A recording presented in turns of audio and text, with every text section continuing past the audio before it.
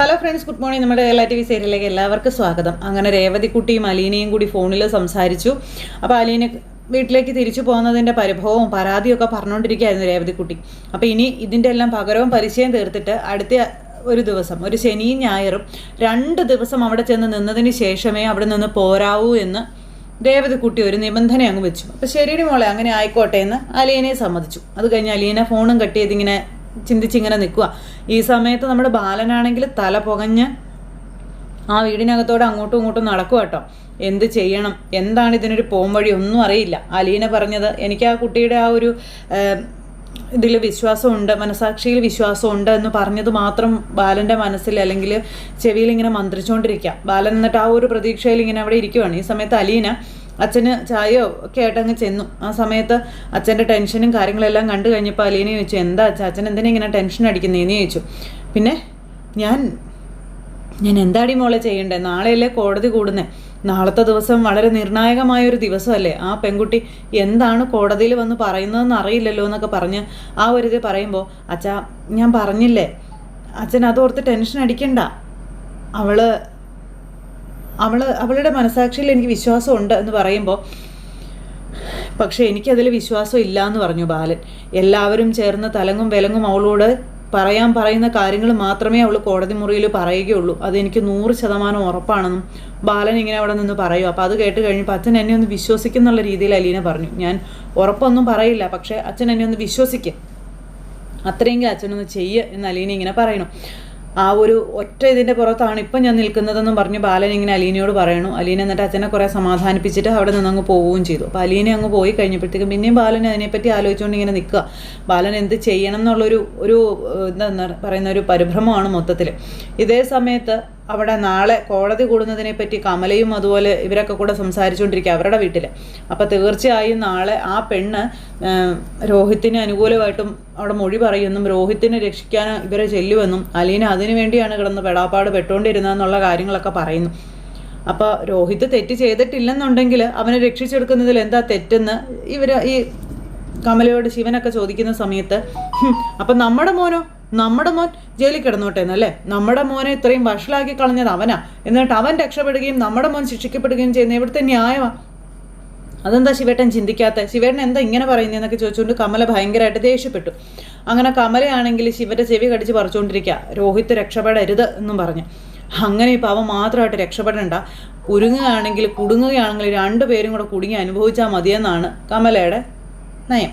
അതല്ലെങ്കിൽ 2 പേരും പുറത്തിറങ്ങണം, ഏതായാലും അവൻ ഒരുത്തനെ മാത്രം രക്ഷിച്ചെടുക്കേണ്ടത് ആവശ്യമില്ല എന്ന് കമല തറപ്പിച്ചങ്ങ് പറഞ്ഞുകൊണ്ട് അങ്ങനെ നിൽക്കുന്നു. അങ്ങനെ ആ ഒരു സമയത്ത് നമ്മുടെ അലീന അവിടെ വീട്ടിൽ ഡൈനിങ് ടേബിൾ ഇങ്ങനെ ഇരിക്കുമ്പോഴത്തേക്കും കൃഷ്ണ വന്നിട്ട് അലീനയുടെ അരികിലിരിക്കുക. അപ്പോൾ പഠിക്കാനും ഒത്തിരി ഉണ്ട്, അപ്പോൾ കഴിക്കാനും ഒക്കെ ആയിട്ട് വിളിച്ചു. ചേച്ചി അനീത്തി വന്നപ്പോഴത്തേക്കും ചേച്ചി അതിനൊക്കെ വേണ്ടിയിട്ട് അടുക്കളയിലേക്ക് എഴുന്നേറ്റ് പോവുകയാണ്. ഈ ഒരു സമയത്ത് കൃഷ്ണയുടെ മുഖത്ത് ഭയങ്കര ഒരു സങ്കടം. അപ്പോൾ കൃഷ്ണ ഇങ്ങനെ സങ്കടപ്പെട്ടിരിക്കുന്നത് കണ്ട് അലീന ചോദിച്ചു, എന്ത് പറ്റി മോളെ, നിൻ്റെ മുഖം എന്താ വല്ലാതിരിക്കുന്നതെന്ന്. അത് പിന്നെ ചേച്ചി ഇന്ന് ബബിതേച്ചി അമ്മയെ കാണാൻ പോയിട്ടുണ്ടായിരുന്നെന്ന് പറഞ്ഞു. മേഡത്തിനെ കാണാൻ പോയിട്ട് മേഡം എന്താ പറഞ്ഞതെന്ന് ചോദിച്ചപ്പം, അത് അമ്മ ഒരു കോംപ്രമൈസിനും തയ്യാറല്ലേ ചേച്ചി, അമ്മ ഒരു കാരണവശാലും ഹോസ്പിറ്റലിൽ നിന്ന് ഡിസ്ചാർജ് ആയി ഇങ്ങോട്ട് വരില്ലെന്നാണ് പറയുന്നത്.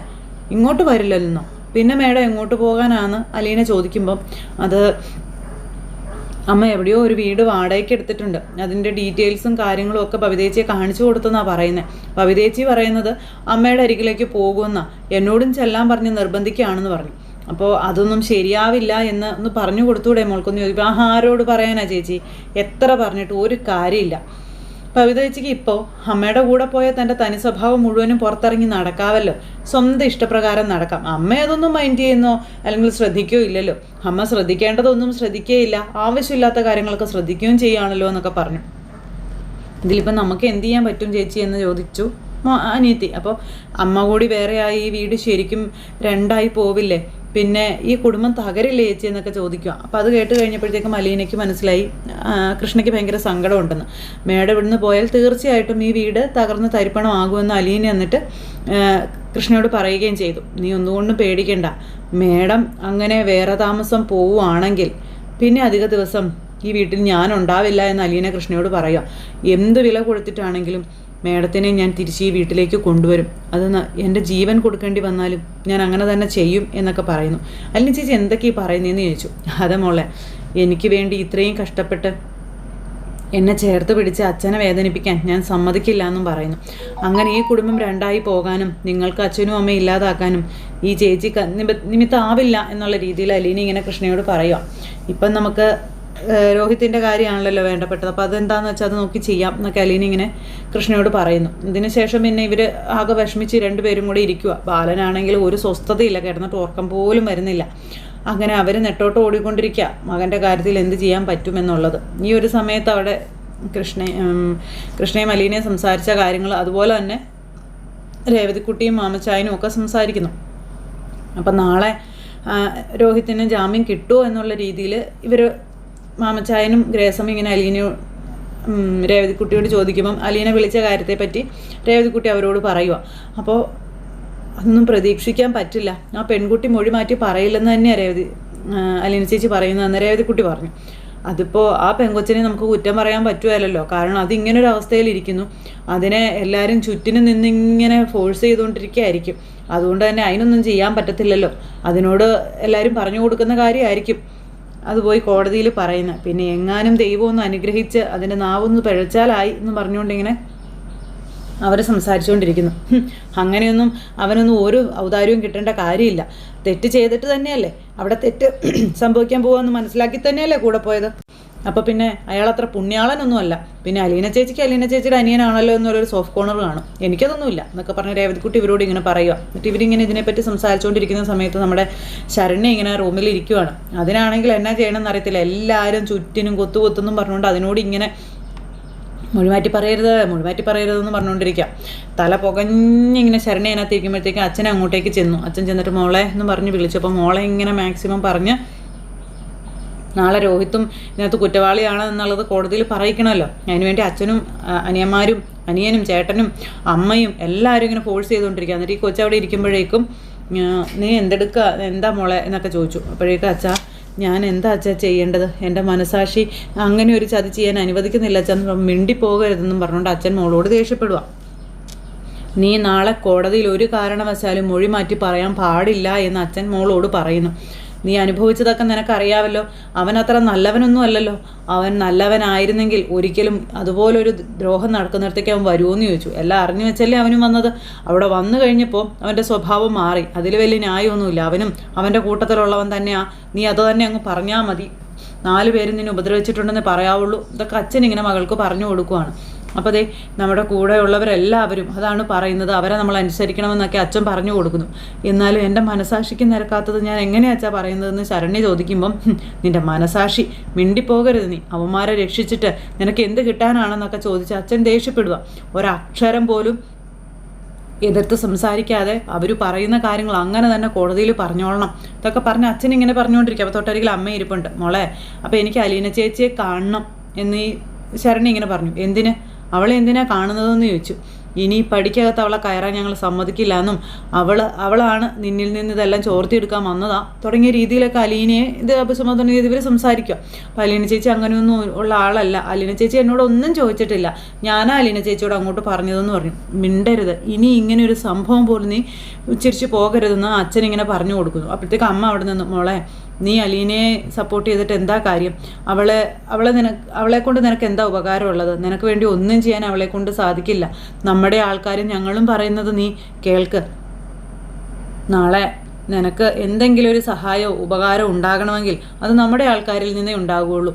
അലീന വന്ന് കുറച്ച് നേരം നിന്നെ ആശ്വസിപ്പിച്ചിട്ട് പോകും, അതല്ലാതെ വേറെന്താ, അവളെ കൊണ്ട് വേറെ എന്തെങ്കിലും ചെയ്യാൻ പറ്റുമോ എന്നൊക്കെ ചോദിച്ചുകൊണ്ട് അമ്മ. അപ്പോഴത്തേക്ക് ശരണി ചോദിച്ചു, അലീന ചേച്ചി ഇവിടെ വന്നതുകൊണ്ടല്ലേ അമ്മേ ഞാനിപ്പോൾ ഇങ്ങനെ എഴുന്നേറ്റിരിക്കുന്നത്, അതുപോലെ ഞാൻ കുറേയൊക്കെ ഓക്കെ ആയത്, അല്ലെങ്കിൽ ഞാൻ എന്നേ മരണത്തിന് കീഴടങ്ങേണ്ടതായിരുന്നു അമ്മ.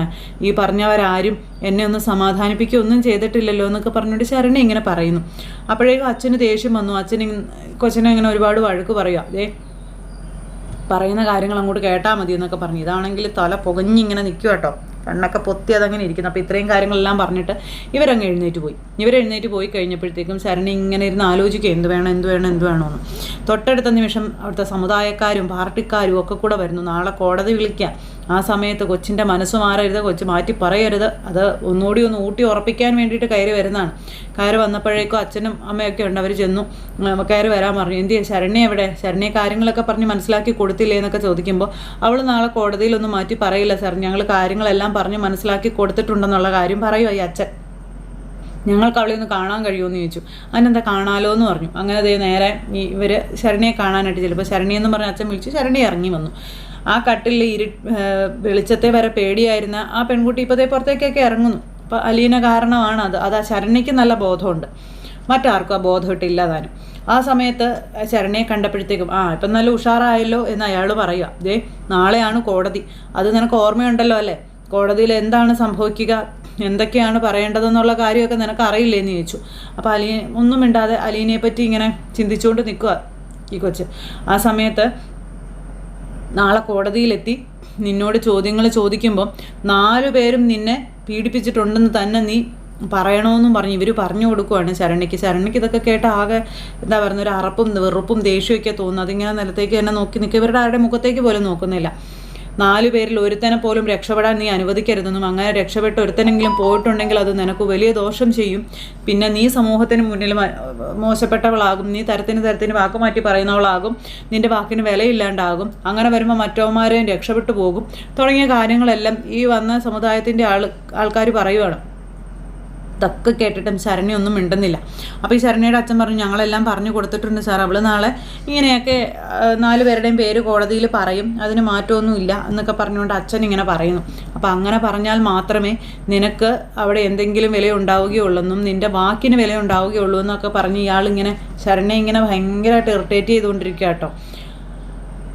അങ്ങനെ ശരണ്യയെ കുറേ ബ്രെയിൻ വാഷ് ചെയ്തു വന്നിട്ട് കൂടെ വന്നയാളിതേ പാർട്ടിയും സമുദായവും ഒക്കെ നിൻ്റെ കൂടെ നിൽക്കണമെന്നുണ്ടെങ്കിൽ ഞങ്ങൾ പറയുന്നത് പോലെ നീ ചെയ്യണം, ഇല്ലെന്നുണ്ടെങ്കിൽ നിന്നെ എല്ലാവരും കൈയൊഴിയും, പിന്നെ നിങ്ങൾക്ക് ആരും ഒന്നും ചെയ്യില്ല, ഒരു സഹായം നിങ്ങൾക്കുണ്ടാവില്ല തുടങ്ങിയ കാര്യങ്ങളെല്ലാം പറഞ്ഞ് ഇവരെ ശരിക്കും പറഞ്ഞാൽ പേടിപ്പിക്കുക. അച്ഛനെയും അമ്മയും ആങ്ങളെ ഒക്കെ പേടിപ്പിക്കുകയാണ്. അപ്പോൾ ആരും ഉണ്ടാവില്ല, ഇവർ ഒറ്റപ്പെട്ട് പോകും എന്നുള്ളൊരു പേടിയും കൂടി അച്ഛൻ്റെ അമ്മയുടെ ഉള്ളിലേക്ക് ഇവർ കയറ്റി വിടുവാണ്. അപ്പോൾ അതും കൂടി ആകുമ്പോഴത്തേക്ക് ഇവർ കൂടുതൽ പ്രഷർ ചെലുത്തുമല്ലോ ശരണ്യയുടെ കാര്യത്തിൽ. അപ്പോൾ അതിന് വേണ്ടിയിട്ടാണ് അവരിങ്ങനെ പറയുന്നത്. അങ്ങനെ അവർ കുറേ കാര്യങ്ങളൊക്കെ പറഞ്ഞ് ശരണ്യയെ കുറേ ഇറിറ്റേറ്റ് ചെയ്തിട്ട് അച്ഛനോടും അമ്മയോടും കൊച്ചിനോട് കാര്യങ്ങൾ പറഞ്ഞ് മനസ്സിലാക്കുക കേട്ടോ എന്നൊക്കെ പറഞ്ഞിട്ട് അവരങ്ങ് പോയി. ശരണ്യ അന്നേരം ഒന്നും മിണ്ടാതെ ഇങ്ങനെ നിലത്തേക്ക് നോക്കി തന്നെ ഇങ്ങനെ നിൽക്കുക. അപ്പോൾ മോളെന്ന് പറഞ്ഞ് വിളിച്ചപ്പോഴത്തേക്കും ശരണ്യ റൂമിലേക്ക് പോയി. അങ്ങനെ ശരണ്യ എന്നിട്ട് മുറിയിലിരുന്ന് ഇങ്ങനെ ആലോചിക്കുക കേട്ടോ. ശരണ്യയുടെ ഉള്ളിൽ ഇപ്പോഴും അലീന ചേച്ചി എന്നുള്ളൊരു ഒറ്റ മന്ത്രം മാത്രമേ ഉള്ളൂ. കാരണം തന്നെ ജീവിതത്തിലേക്ക് തിരിച്ചു കൊണ്ടുവന്നത്, അതുപോലെ മറ്റുള്ളവരെ ഫേസ് ചെയ്യാനുള്ള ആ ഒരു ധൈര്യം തനിക്ക് പകർന്നു നൽകിയത് ഇതെല്ലാം അലീന ചേച്ചിയാണ്. ആ ഒരു ബോധം അത് നന്നായിട്ട് ഉള്ളിലുണ്ട് ശരണ്യയ്ക്ക്. ശരണ്യ എന്നിട്ട് ഇങ്ങനെ അലീനയെ പറ്റി തന്നെ വിചാരിച്ചുകൊണ്ട് ഇങ്ങനെ ഇരിക്കാം. ഈ സമയത്ത് അവിടെ നമ്മുടെ ബാലൻ്റെ വീട്ടിൽ എങ്ങനെയെങ്കിലും ശരണ്യയുടെ മനസ്സൊന്ന് മാറണേ എന്നുള്ള പ്രാർത്ഥനയും വഴിപാടുകളുമായിട്ട് അവരങ്ങനെ ഇരിക്കുന്നു. ബാലനാണെങ്കിൽ ഒരിടത്തിരുന്നാൽ അവിടെ ഇരിപ്പുറക്കില്ല, ഇങ്ങനെ ഓടിക്കൊണ്ടിരിക്കുക. ഈ സമയത്ത് കോടതിയിലെ കാര്യങ്ങളും ഇതെല്ലാം നാളെയാണെന്നറിഞ്ഞ് വൈജയാണെങ്കിൽ അവിടെ കിടന്ന് ഫോൺ വിളിച്ച് കമലയായിട്ട് ഇങ്ങനെ സംസാരിക്കുന്നു. കമല ആരാ പൊന്നുമോള്? കമല ഇവിടെ ഒരു തരം പറയും, അവിടെ വേറൊരു തരം പറയും. അങ്ങനെ അങ്ങോട്ടും ഇങ്ങോട്ടും ഇവരും തമ്മിൽ സംസാരിക്കുന്നു. അപ്പം നാളെയാണ് കോടതി, ആ പെണ്ണ് എന്തെങ്കിലും അപ്പം സ്വന്തം മകൻ രക്ഷപ്പെടണമെന്നുള്ള രീതിയിലാണ് വൈജ സംസാരിക്കുന്നത്. അപ്പോൾ വൈജയുടെ മകനായിട്ട് രക്ഷപ്പെടേണ്ട എന്നുള്ള രീതിയിൽ വൈജയ്ക്ക് മനസ്സിലാകാത്ത രീതിയിലാണ് കമല സംസാരിക്കുന്നത്. പക്ഷേ കമല അതാണ് ഉദ്ദേശിക്കുന്നതെന്ന് വൈജയ്ക്ക് നന്നായിട്ട് അറിയുകയും ചെയ്യാം.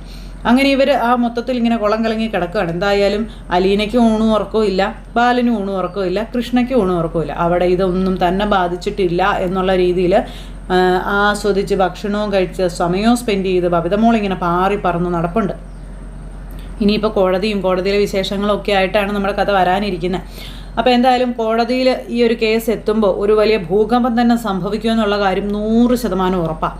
അപ്പോൾ ആരും തന്നെ മിസ് ചെയ്ത് കളയില്ല എന്നുള്ള പ്രതീക്ഷയോടെ നിർത്തുകട്ടെ. എല്ലാവർക്കും നല്ലൊരു ദിവസം ആശംസിക്കുകയാണ്. എല്ലാവരും തരുന്ന സപ്പോർട്ടിനും സ്നേഹത്തിനും ഒത്തിരി നന്ദി ഹൃദയത്തിൻ്റെ ഭാഷയിൽ അറിയിക്കുന്നു. അടുത്ത സൂപ്പർ ഹിറ്റ് കഥയുമായി കാണുന്നത് വരെ എല്ലാവർക്കും നന്ദി. Second take care, bye bye, Tata.